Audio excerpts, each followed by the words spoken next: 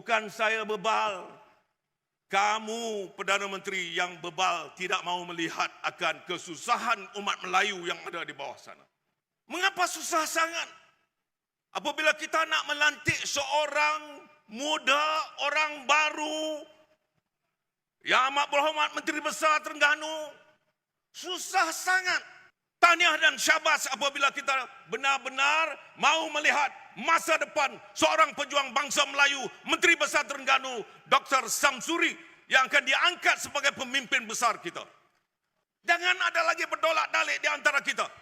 Pastikan bahawa kita benar-benar melantik seorang demi untuk menentukan masa depan bangsa Melayu. Bukan semata-mata atas namanya Dr. Samsuri. Saya ketua pembangkang. Saya sudah melihat negara kita ini dipimpin oleh seorang yang cakap lain, buat lain. Cuba kita lihat tentang masalah diesel yang ada hari ini. Saya dah bagi tahu kepada kerajaan, bila harga diesel naik, yang bermasalah adalah petani, pesawah. Sudah ramai di kalangan mereka yang hari ini tidak mahu lagi menanam padi. Akhirnya apa yang akan berlaku?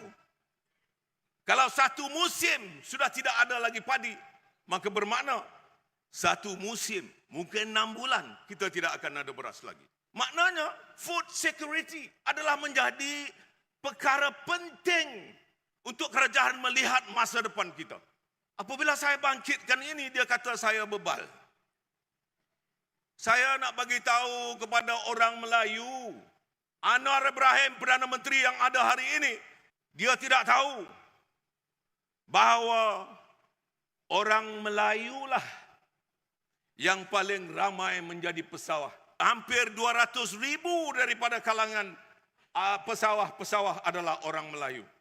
Dan saya ingin maklumkan kepada Yang Amat Berhormat Perdana Menteri, bukan saya bebal. Kamu Perdana Menteri yang bebal tidak mahu melihat akan kesusahan umat Melayu yang ada di bawah sana.